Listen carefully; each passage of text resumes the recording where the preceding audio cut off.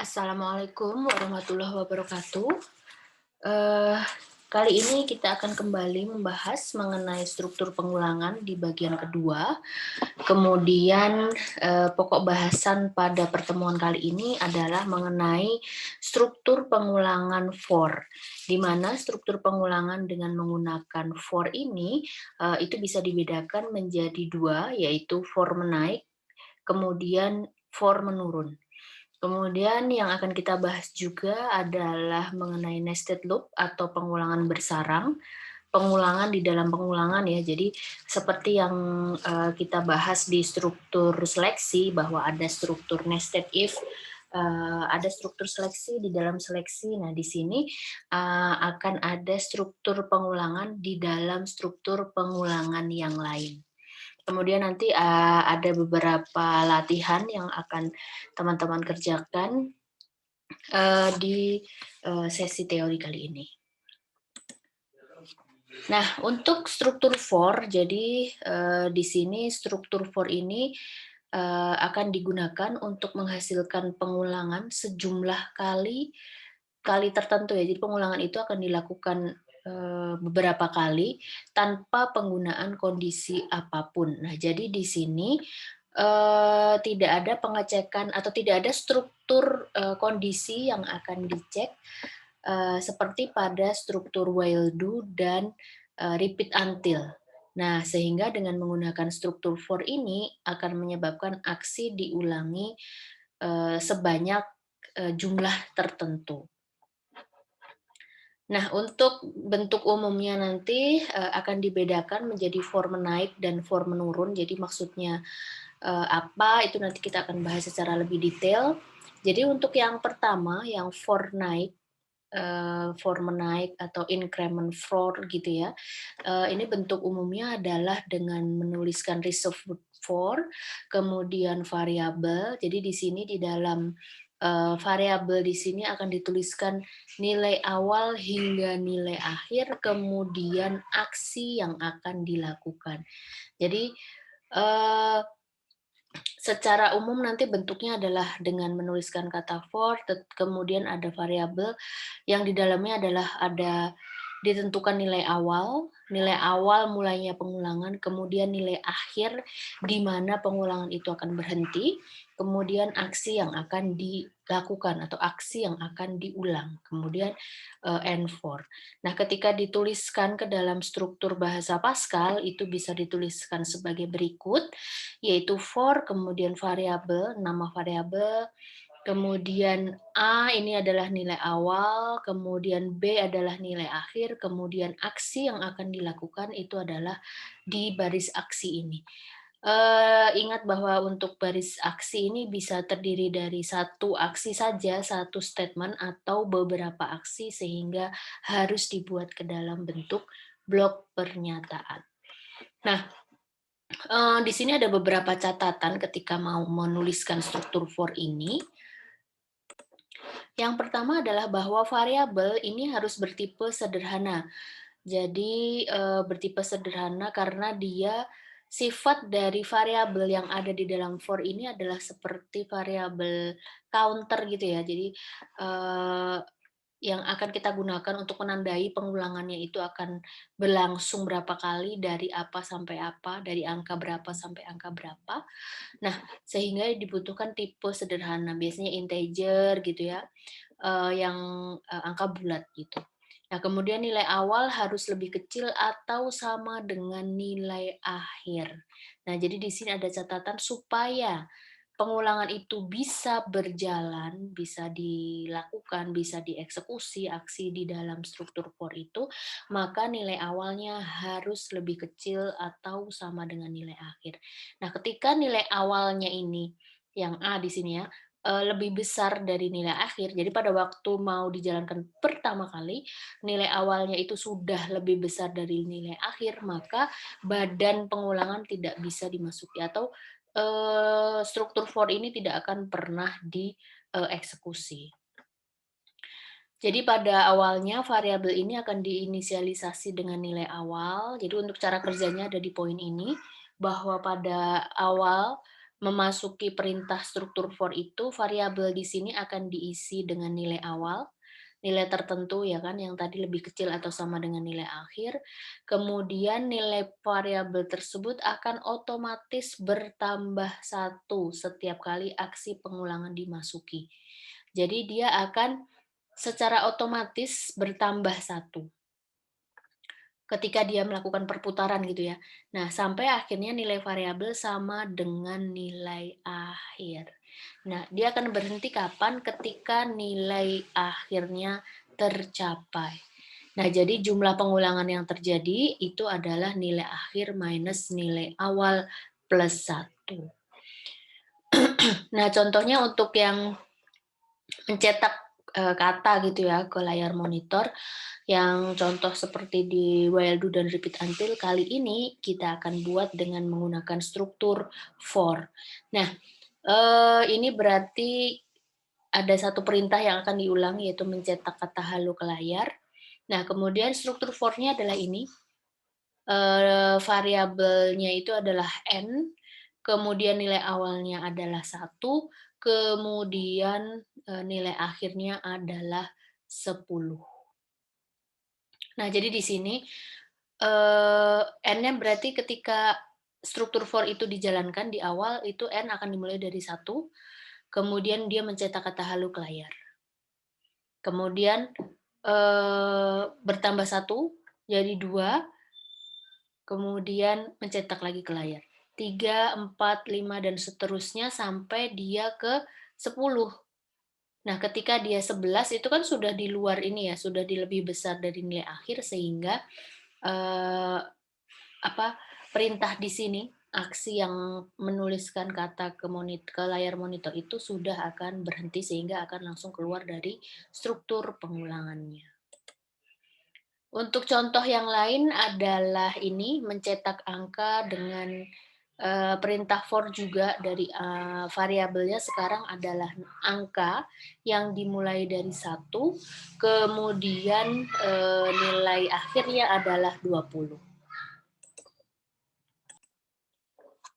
Nah, untuk di contoh 2 ini seperti halnya di contoh satu itu dia hanya untuk aksi yang akan diulang ya, itu adalah sama-sama menampilkan, output ke layar. Jadi seperti di contoh satu, perintah di dalam struktur for itu hanya terdiri dari satu perintah, yaitu menampilkan, hasil atau output ke layar. Nah, di sini yang akan ditampilkan itu adalah berupa angka. Nah, eee, kalau di struktur, while do sama repeat until itu kan ada pengecekan kondisi ya, kemudian ada variabel counter-nya. Jadi untuk menunjukkan atau untuk menggerakkan pengulangannya, angkanya akan ditambahkan satu gitu ya, supaya masuk kembali ke pengecekan kondisi dan seterusnya untuk di contoh while do. Nah, di sini, di struktur for ini, secara otomatis, variabel angka ini akan bertambah satu ketika dia selesai mengeksekusi perintah yang ada di dalamnya. Jadi kalau misalkan dia mulai, dieksekusi di sini, angka sama dengan satu.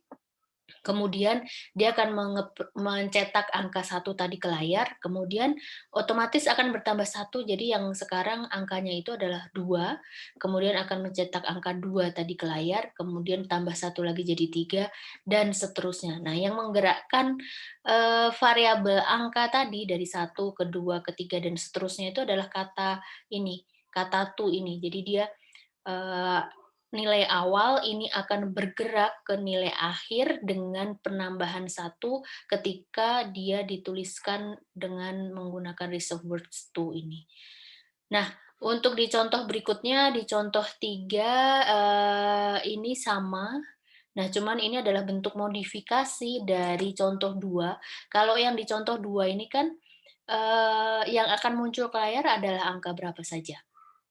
Angka satu, 2, 3 sampai dengan 20 dari angka, dari nilai awal satu sampai nilai terakhir 20. Jadi karena dia right line, maka dia akan ganti baris, baris pertama satu, baris kedua 2, 3, 3 dan seterusnya sampai 20.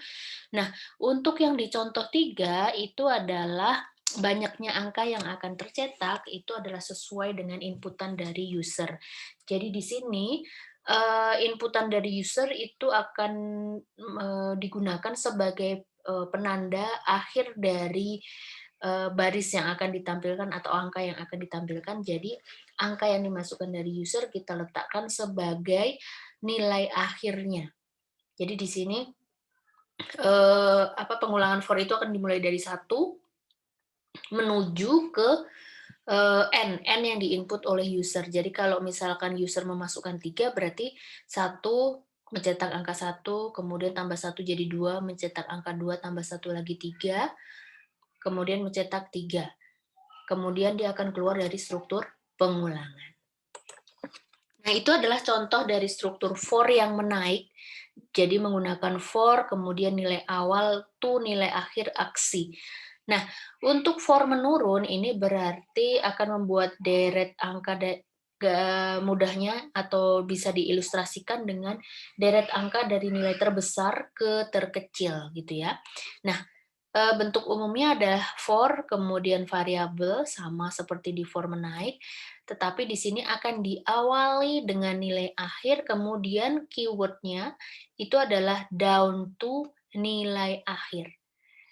Jadi untuk yang menurun itu adalah variabel nilai akhir down to, kalau yang, menaik tadi kan hanya to saja. Jadi di sini dengan down to itu maka variabel itu akan berisi nilai akhir minus satu sampai dengan ke nilai awal. Jadi pengulangannya itu juga akan berulang. Nah, tetapi nilai variabelnya itu akan, berkurang. Berkurang satu mulai dari nilai awal minus satu dan seterusnya sampai dengan nilai akhir. Nah, ketika ditranslasi tadi bentuk umum ke bahasa Pascalnya seperti ini, bentuk struktur bahasa Pascal, for, kemudian variabel A ini adalah nilai akhir, B-nya adalah nilai awal. Nah, karena di sini merupakan for menurun, maka nilai akhir harus lebih besar dari atau sama dengan nilai awal. Jadi ini sama ya, sama seperti di for menaik, cuman perbedaannya nilai akhir itu akan dituliskan di awal. Kemudian kata keyword-nya adalah down to, kemudian ini baru nilai, awal. Jadi nilai akhirnya dituliskan duluan, baru nilai awalnya saja. Nah, sehingga kalau nilai akhir ini lebih kecil dari nilai awal, maka badan pengulangan tidak dimasuki. Jadi ini untuk for menaik dan for menurun itu sifatnya adalah kebalikan gitu ya. Jadi kalau yang menaik itu berarti dari nilai awal ke nilai akhir, kalau menurun ya berarti, pengulangan itu akan dilakukan dari nilai akhir menuju nilai, awal. Nah, di sini pada awalnya variabel diinisialisasi dengan nilai akhir, kemudian nilai variabel tersebut otomatis berkurang satu setiap kali aksi pengulangan dimasuki sampai akhirnya nilai variabel sama dengan nilai awal. Jadi untuk mengatur banyaknya pengulangan, itu adalah dengan mengatur nilai awal dan nilai akhirnya, baik untuk yang for menaik maupun for menurun. Contohnya di sini adalah untuk mencetak angka tadi sesuai dengan inputan user. Nah, di sini, kita bisa pakai, inputan user N ini sebagai batasan gitu ya. Tapi karena di sini menggunakan, struktur menurun, maka yang dituliskan terlebih dahulu itu adalah, eee, nilai akhirnya N, inputan dari user tadi, down to satu. Sehingga ketika dia dimasukkan angka 3 maka, pertama akan dimulai dari 3 mencetak angka 3 kemudian dia akan berkurang satu 3 minus satu 2 2 akan mencetak angka 2 minus satu lagi, kemudian mencetak angka satu. Karena sudah sama dengan nilai, awal, maka yang akan tercetak ke layar hanyalah 3 2 dan satu. Untuk contoh yang lain, ini adalah contoh peluncuran roket, jadi kayak counting down gitu ya, hitung mundur untuk memulai event misalkan. Nah, ini adalah untuk peluncuran roket dari, hitung mundur mulai dari 100 gitu. Nanti pada waktu dia angka 0, roket ini akan tombolnya akan ditekan atau engine dari roket itu akan dinyalakan misalkan, seperti itu. Nah berarti, Karena yang dibutuhkan adalah counting down, maka yang digunakan ini adalah for menurun, dimulai dari 100 sampai ke 0. Jadi ketika dimulai dulu, struktur for-nya itu pertama masuk angka 100, kemudian mencetak angka 100 ke layar, kemudian minus 1, 99, cetak 99 ke layar, dan seterusnya sampai 0. Ketika udah sampai 0, 0 muncul ke layar, berarti kan udah selesai struktur pengulangan karena 0 ini sudah sama dengan nilai awalnya, maka dia akan keluar dari struktur pengulangan yang ada di sini, kemudian akan masuk ke perintah berikutnya yaitu muncul tulisan roket meluncur. Kemudian ini nanti bisa digunakan untuk latihan, slide yang ada di sini yang ada tulisannya latihan, latihan ini bisa digunakan untuk latihan nomor 1, 2, 3, 4. Nah, kemudian kita akan masuk ke nested loop atau loop bersarang. Jadi di dalam struktur pengulangan ini diperbolehkan untuk membuat pengulangan yang lain. Jadi pengulangan di dalam pengulangan. Nah, tentu saja ini adalah bentuk perluasan gitu ya. Jadi bentuk perluasan struktur pengulangan ini hadir untuk mengakomodir kebutuhan. Jadi teman-teman hanya akan menggunakan struktur nested loop, loop bersarang apabila diperlukan. Apabila memang penyelesaian masalahnya itu memang memerlukan loop bersarang. Kalau misalkan tidak memerlukan struktur pengulangan itu tidak harus dibuat atau diletakkan di situ ya berarti pakai loop tunggal saja gitu. Jadi tetap prinsipnya adalah menggunakan cara yang paling mudah sehingga, proses pengerjaan programming-nya itu akan menjadi lebih, simpel. Nah di sini, eee, ketika kita bicara pengulangan for berarti, untuk nested loop-nya berarti ada for di dalam for gitu ya, dan ini bisa panjang nantinya ada for di dalam for, di dalam for, berarti ada 3 for, atau 4 for, di dalam for, di dalam for, di dalam for. Ini tergantung dari, kebutuhan penyelesaian masalah. Nah, yang harus diingat bahwa ketika teman-teman membuat struktur seperti itu, pada operasi for di dalam for, berarti ini ada 2 for ya, ada for di dalam sama for di luar gitu. Nah, for yang paling dalam akan diselesaikan terlebih dahulu, baru dieksekusi for yang di luar. Jadi yang di dalam itu akan diputar terlebih dahulu, baru yang di luar akan dijalankan.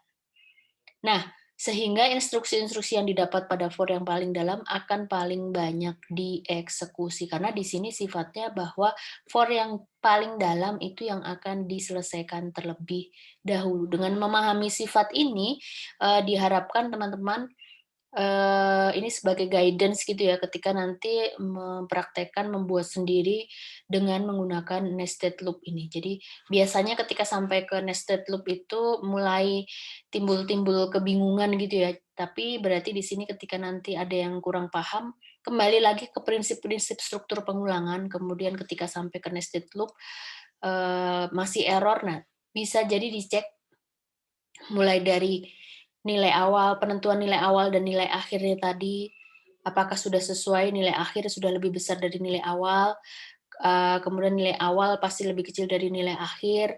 Kemudian yang tak kalah penting adalah sifat ini, bahwa for yang paling dalam itu yang akan diselesaikan terlebih dahulu. Jadi jangan sampai kebalik memberikan perintah yang harusnya dilakukan terlebih dahulu, tapi ternyata malah diletakkan di struktur for yang di luar. Nah, syarat nested loop nanti juga akan digambarkan ke dalam flowchart untuk menunjukkan perbedaannya, sama seperti ketika nested if itu. Nah, jadi di sini syaratnya bahwa yang pertama, setiap pengulangan tidak boleh menggunakan variabel counter yang sama. Jadi kalau misalkan ada 2 for, nah, variabel counter yang di dalam itu A, nah berarti yang di luar itu tidak boleh A lagi, tapi harus menggunakan variabel counter yang berbeda.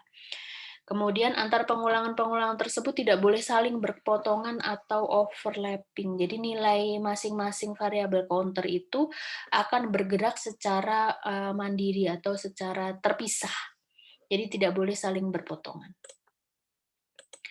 Nah ini, flow yang salah, jadi bisa tadi maksud untuk yang di poin yang pertama bahwa setiap pengulangan tidak boleh menggunakan variabel counter yang sama. Contohnya adalah seperti ini, variabel for yang pertama itu i, kemudian yang kedua adalah j. Jadi ini udah mengikuti kaidah bahwa ada 2 for, tetapi variabel counternya sudah berbeda.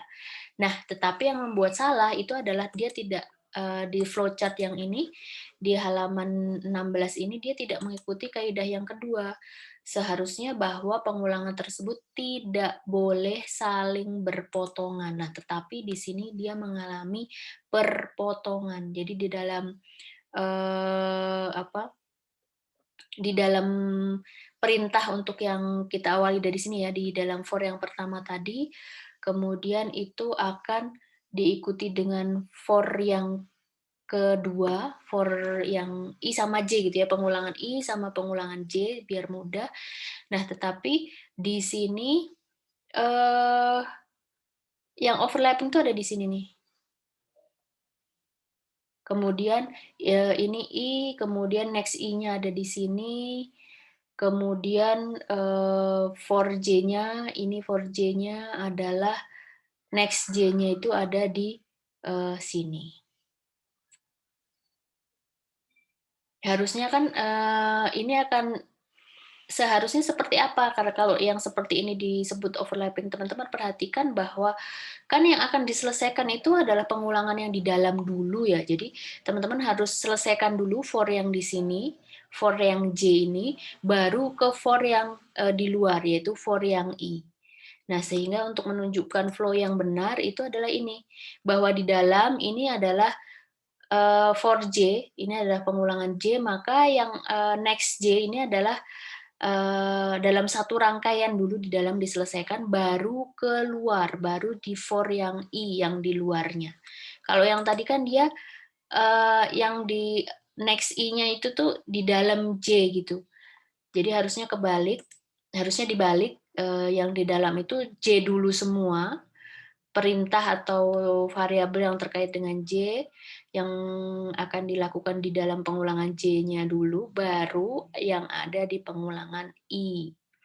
Kemudian untuk contoh yang seperti ini adalah, seolah-olah ini adalah nested loop gitu ya, karena ada lebih dari satu for gitu. Nah, tapi kalau dilihat dari strukturnya, ini merupakan loop yang terpisah. Jadi bukan merupakan nested loop. Nested loop itu kan adalah kalau dengan menggunakan struktur for berarti ada for di dalam for. Nah, di sini kita bisa lihat bahwa for yang ini itu, akan diselesaikan dulu. Jadi next ini penambahan variabel i dari, nilai awal ke nilai akhir menuju nilai akhir itu diselesaikan dulu di sini, baru pindah ke dalam struktur for yang lain. Jadi ini adalah bentuk loop yang terpisah, bukan merupakan nested, loop. Kalau nested loop sekali lagi, yang harus dibuat flowchart-nya adalah seperti ini. Jadi ada loop di dalam loop. Kemudian, contohnya bisa dibuat untuk contoh notasi algoritmanya, bahwa ada for di dalam for ya, berarti di sini yang perlu diperhatikan bahwa setiap for itu ada, kan ditandai dengan N for gitu ya. Nah ini berarti, untuk memudahkan sekali lagi adalah dengan menggunakan indentasi. Nah kemudian nanti kalau misalkan ada beberapa statement yang harus dieksekusi, berarti menggunakan struktur blok. Nah untuk perbedaannya, atau untuk nested loop yang lain, kalau ini adalah nested loop dengan menggunakan for, nah ini adalah dengan menggunakan while. Jadi, sekali lagi ada loop di dalam loop, ada loop, ini akan diselesaikan dulu baru ke pengulangan yang di luar. Jadi ini di dalam di end dulu. Nah, tetapi loop ini, loop yang di dalam itu ada di dalam, loop yang lain. Kemudian ini adalah penggunaan dengan menggunakan repeat until. Kemudian, jadi di masing-masing struktur pengulangan, baik yang repeat until, while do, maupun for, itu bisa kita buat nested loop. Mana yang paling mudah, mana yang paling tepat, tentu saja terkait dengan sifat-sifat pengulangannya, apakah kita melakukan pengecekan kondisi di awal, itu berarti while do, atau di akhir, repeat until, atau tidak perlu pengecekan kondisi, jumlah pengulangannya sudah tertentu, nah itu adalah dengan menggunakan struktur pengulangan for. Nah ini adalah untuk contoh countdown tadi ya, contoh countdown, kemudian di sini dia akan dibuat dengan menggunakan struktur for di dalam for. Nah, untuk for yang pertama, ini ya, for yang pertama, ini yang kedua, atau for yang luar dalam. Untuk yang di dalam ini adalah untuk P dari 1 ke 1000 akan muncul angka dulu. Jadi dia akan membuat countdown yang lebih panjang dengan menggunakan nested for ini. Jadi yang di dalam ini eee, akan diselesaikan dulu struktur for yang P ini. P dari 1 ke 1000, kemudian akan dicetak angkanya kan 1, cetak angka 1, kemudian di baris berikutnya angka 2, 3, dan seterusnya sampai 1000. Ketika selesai, baru dia akan, eee, menghitung atau mengulang yang ini. Yang di luar kemudian bisa juga dibuat modifikasi seperti ini, jadi yang di dalam itu adalah for menaik, sementara yang di luar itu adalah for menurun. Gitu ya.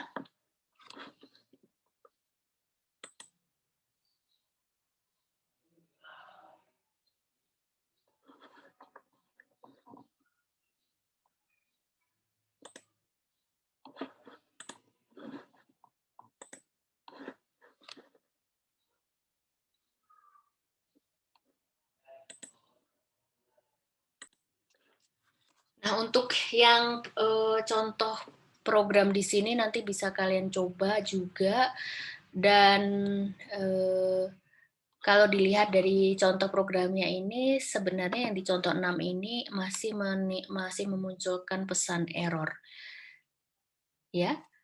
Kenapa? Karena di sini dia akan me-write-len variabel angka, sementara variabel angka itu kan, belum dideklarasikan, kemudian juga tidak ada di-assign apa-apa gitu ya, karena di sini variabel yang dipakai untuk variabel counter-nya itu adalah K dan P saja. Jadi nanti ini bisa dimodifikasi, berarti kalau seperti ini kita akan write-len yang variabel, P. Kemudian untuk yang, contoh berikutnya, ini adalah buatlah algoritma dan program untuk mencetak output sebagai berikut. Nah, di sini, ada 2 komponen yang mau dicetak, yaitu komponen baris dan kolom. Nah, jadi di sini ada berapa baris yang akan dicetak, 1, 2, 3, 4, 5, ada 5 baris yang akan dicetak, kemudian dalam satu baris, dalam setiap baris, itu akan dicetak berapa angka, yaitu angka 0 sampai 9. Nah, karena dia di sini memerlukan 2 komponen tadi untuk bergerak, yaitu komponen baris dan kolom, maka bisa diselesaikan dengan struktur nested loop. Contohnya adalah dengan menggunakan struktur pengulangan, for. Nah, di sini ini berarti, ingat prinsipnya bahwa struktur pengulangan for itu akan diselesaikan yang di struktur pengulangan terdalam, selesai dulu baru akan berangkat keluar. Nah, berarti di sini untuk mencetak angkanya itu akan kita letakkan di perintah yang dalam. Kemudian akan mencetak satu baris dulu gitu ya, mudahnya dari 0 sampai 9, kemudian baru dia akan pindah baris ke baris berikutnya. Jadi di sini untuk mengatur banyaknya baris ada di for yang di luarnya, 1 sampai 5. Jadi untuk yang baris 1 dia akan mencetak dari 0 sampai 9. 0, 1, 2, 3, 4, 5, selesai. Nah, kemudian baru dia lanjut ke to yang kedua yang di sini, I yang kedua. Kemudian ini akan print lagi J-nya dari 0 sampai 9.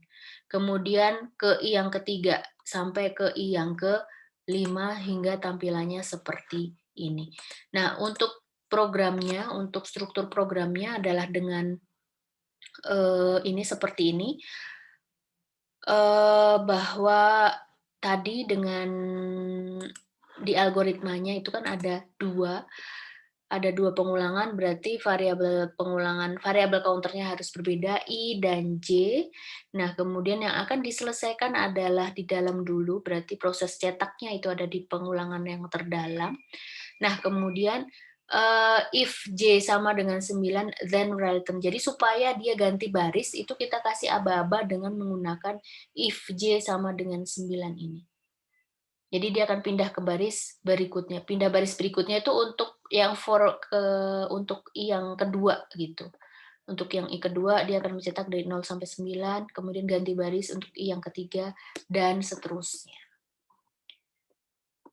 Baik, untuk yang selanjutnya di dalam slide ini juga ada banyak latihan, nanti, aku tunjukkan mana saja yang menjadi bagian dari sesi teori dan mana yang menjadi, bagiannya praktikum. Terima kasih, sekian dulu. Wassalamualaikum warahmatullahi wabarakatuh.